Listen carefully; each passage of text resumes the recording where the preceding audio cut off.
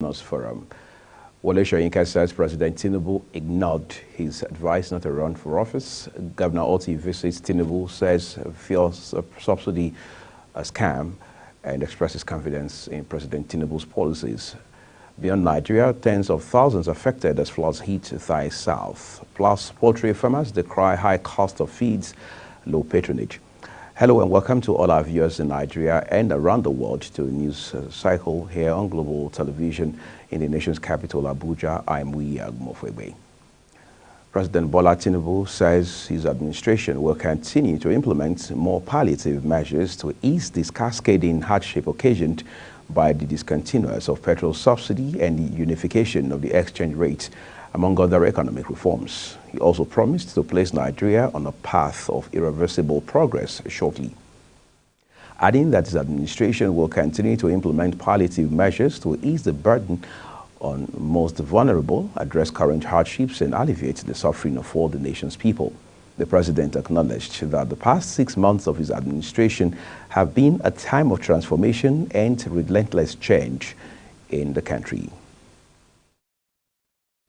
Nobel laureate Professor Wole Soyinka has disclosed that President Bola Tinubu ignored his advice not to run for office, the nation's #1 seat. Speaking after his visit to the president in Lagos, where he is spending his vacation, Professor Soyinka said he had offered the same counsel to former Vice President Atiku Abubakar in 2019. My first visit? Well, actually, it's an embarrassing visit because when I visited him the last time, it was to try and persuade him not to run for office. I think I've written about that. I told Atiku and himself that they should please leave the grounds for young people. That was the last time we met, about 5 years ago.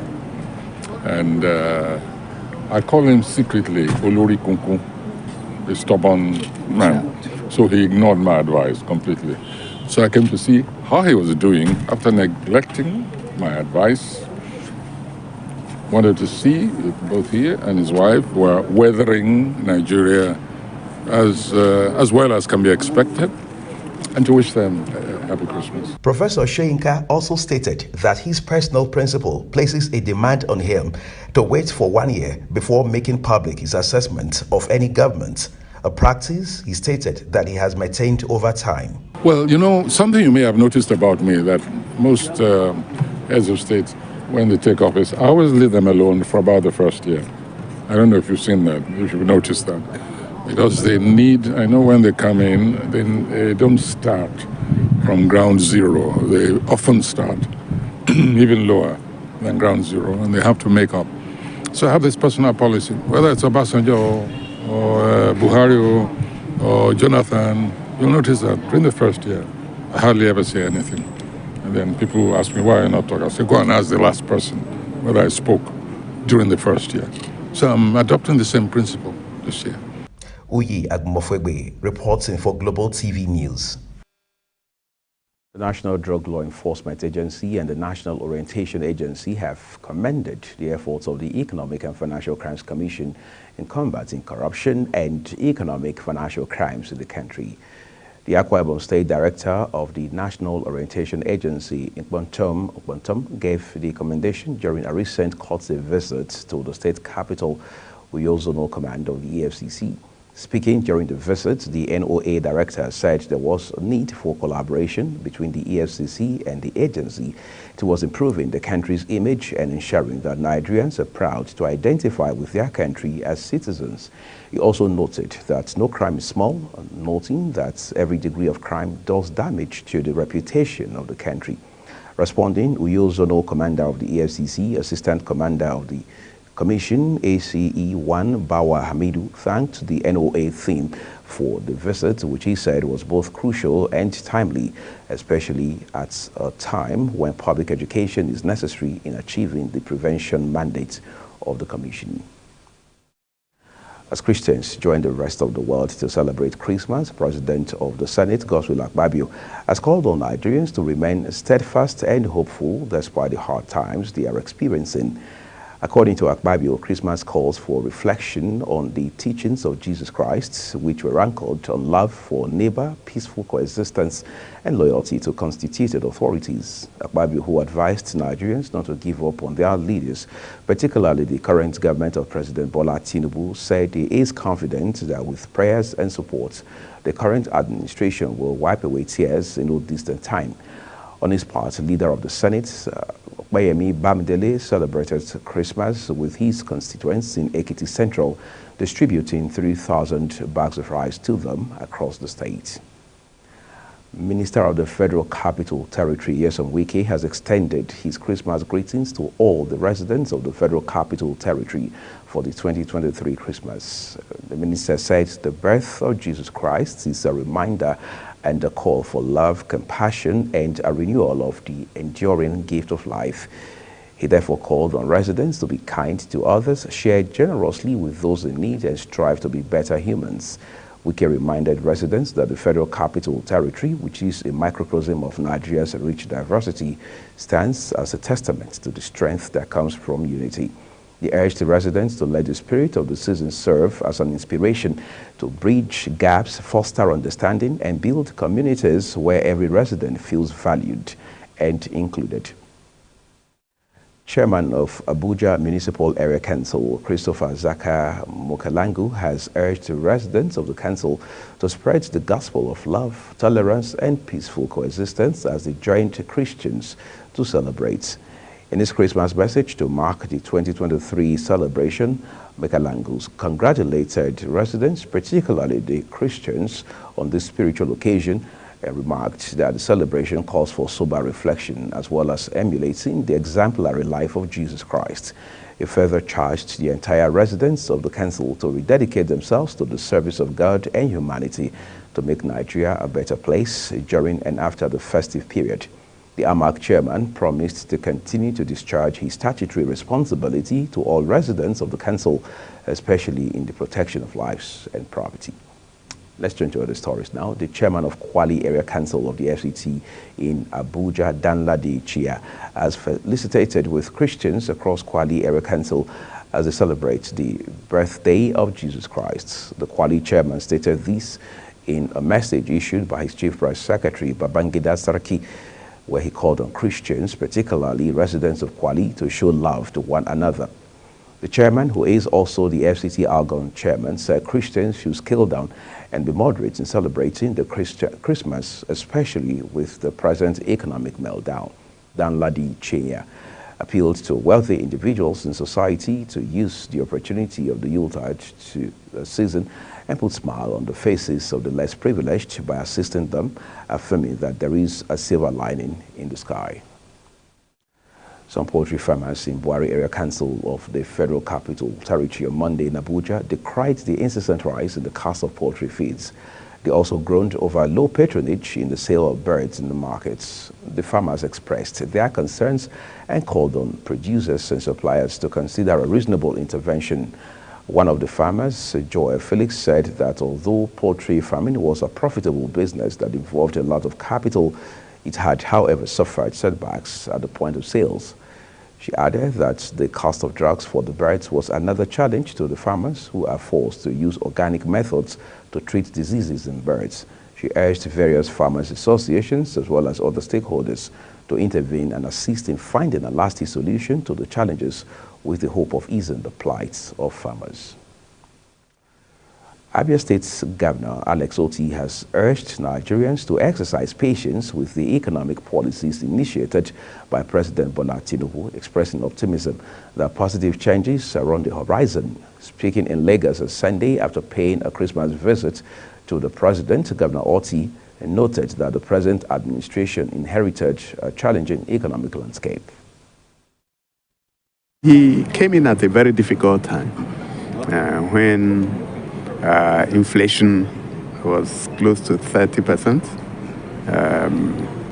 The debt, national debt, almost $40 billion.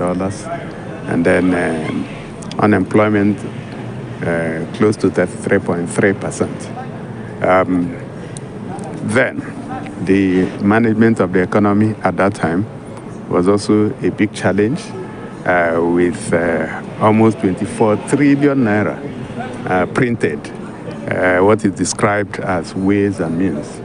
So anyone that understands how the economy works will agree that it's a very difficult challenge. Governor Orty highlighted issues such as surging inflation, a substantial debt profile, and high unemployment rate that President Tinubu faced on taking office.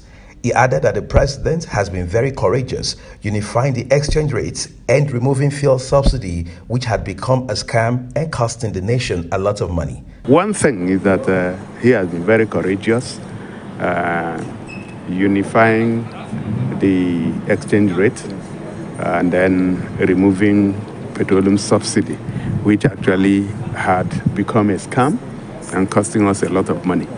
So those policies are good, but then they come with their negative sides. They come with challenges for an economy where over 60% of the population are living below the poverty line.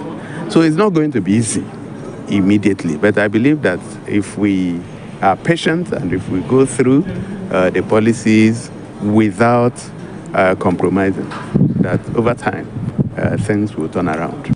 The Abia State Governor, however, stated that consistency in the manner in which government's policies are driven is key in turning the nation's tide around for the better. Uyi Agumofwegbe, reporting for Global Television News. Ogun State Governor Dakpo Abiodun on Monday congratulated the national chairman of the All Progressives Congress, Abdullahi Ganduje, on his 74th birthday. Abiodun celebrated the former Kano State Governor in a post on his X handle on Monday. He said he gathered to pay tribute and rejoice in the extraordinary accomplishments of esteemed national chairman of the All Progressives Congress, Dr. Abdullahi Ganduje, on his 74th birthday. The Nigeria's Governors Forum has countered claims that crisis is rocking its secretariat over alleged financial misconduct. This is as it confirmed that the allegations of fraud raised by its Director of Media and Public Affairs, Razak Bakindo, are already being investigated by the police. The NGF, in a statement by its Director, Legal, Chijioke Chukwu, on Monday described a letter attributed to Bakindo as inflammatory and misguided allegations. Bakindo addressed to the forum's chairman and Kwara State Governor Abdulrahman Abdulrazak alleged that NGF is running an agenda contrary to that of improving the lives and livelihoods of the populace at the subnational level. You're watching the News Express live from Nigeria's capital, Abuja. We're on Star Times, channel 276. Kindly follow us across our social media platforms using @Global TVNG and other handles now showing on your screen. When News Express returns, oil revenue crashes by 289.6 billion naira as output falls. The news continues shortly with details of this and more for you after this break. Please don't go away.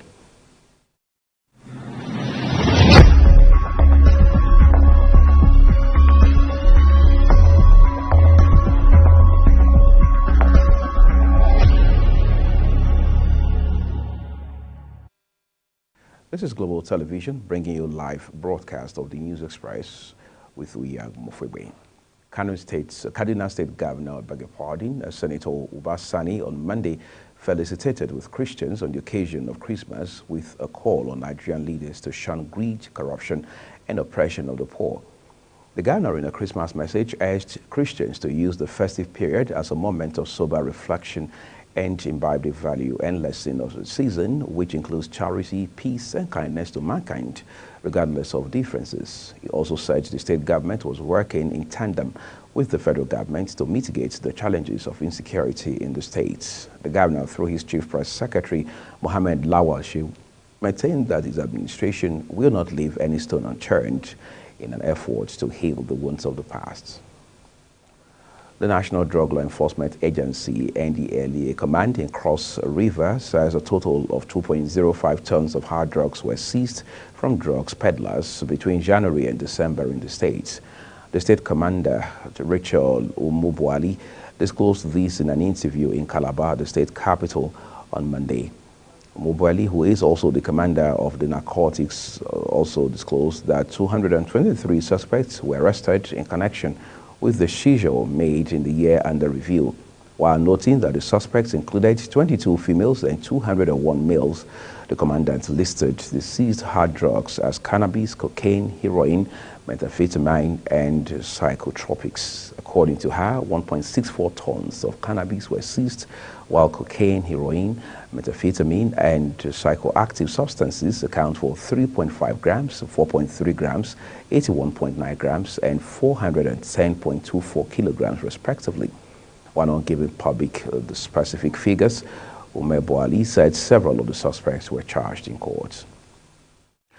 On the foreign scene, at least a dozen schools in the provinces of Yala and Rawalpindi have been forced to close, while footage from the region showed homes and shops inundated with murky brown waters and residents taking refuge on upper floors.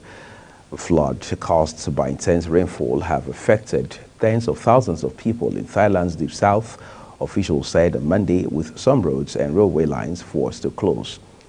The heavy rains have also caused problems at sea, with at least 7 boats sunk in the Gulf of Thailand and Andaman Sea since Friday. The Kingdom State Railway Company said track subsidence meant that trains heading south to the Malaysian border were stopping at Yala, 100 kilometers away.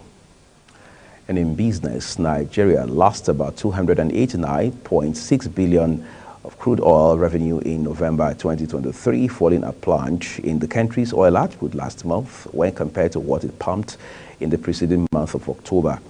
An analysis of the country's latest crude oil production figures obtained from the Nigerian Upstream Petroleum Regulatory Commission in Abuja showed that Nigeria produced 41,867,775 million barrels of crude, excluding condensates, in October. However, this plunged to 37,508,971 barrels in November, representing a decline of 4,358,804 million barrels when matched against what the country produced in October.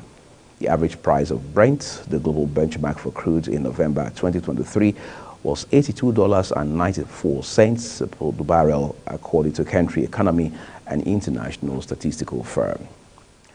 The Nigeria Liquefied Natural Gas Ship Management Limited has said that over 800 Nigerian seafarers are on board its international sea-going vessels.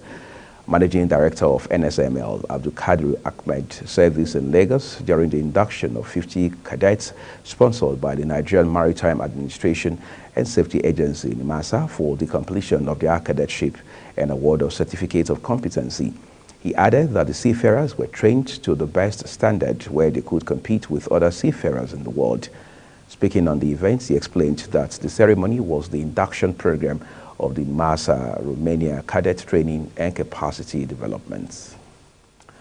Let's turn to sports now. Napoli striker Victor Osimhen has signed a new deal that runs until 2026 with the Italian club. The 24-year-old scored 26 Serie A goals in 32 appearances in 2022-2023 as he helped Napoli win their first league title in 33 years after joining from LOSC in September 2020 for a fee of 75 million euros with bonuses. With this new deal, his salary will significantly increase to 10 million euros each season after taxes, but more importantly, it will include a 130 million euro release clause that is only applicable to teams outside of Italy. Osimhen, who managed 31 goals in all competitions last season, was crowned the Italian Footballers Association Player of the Year earlier this month. He has so far netted 7 goals in the Italian league this season. He was also named the African Footballer of the Year for 2023. The Blue Sharks have found themselves on a similar trajectory to the last edition in Cameroon, where they made it to the round of 16 as one of the 4 best-placed teams. Cape Verde is a team that makes the offensive phase its main strength. Giovanni Cabral of Salatrenia of one of the team's main players, but the flair of Rayo Vallecano, player Bebe, and of Rodriguez should help them when they face Egypt and Ghana in games they are expected to lose. The solidarity of the midfield, in which Patrick Andrade, Jamiro Montero, and João Paulo were sent to start, should give some boosts to the team. Pedro Bobista Letel will lead Cape Verde to AFCON 2023, his tournament following his appointment in January 2020. Bobby Star's attacking style of play with his players lining up in 4-3-3 will be a worry for the big teams and would not expect the West African team to be a pushover. The 53-year-old ex-international has only managed club sides in Cape Verde. As we end Global TV News Express, here is a recap of some of our top stories. Police have started probing alleged fraud in Governor's Forum. Wole Soyinka has said President Tinubu ignored his advice not to run for office. Governor Oti of Abia State has visited President Tinubu in Lagos and has said fuel subsidy suspension by President Tinubu's administration is a right step in the right direction. Tens of thousands have been affected as flood hits Thai South. And we also told you poultry farmers in Nigeria, particularly in the nation's capital, Abuja, have decried high cost of feeds as well as low patronage around the Christmas season. And that's it on News Express here on Global Television, and came to you live from Nigeria's capital, Abuja. We're on StarTimes channel 276. Kindly follow us across all our social media platforms using our Global TV and other handles now showing on your screen. I'm Uyag Mufwebe, thanking you very specially for watching. We'll see you again on the cycle.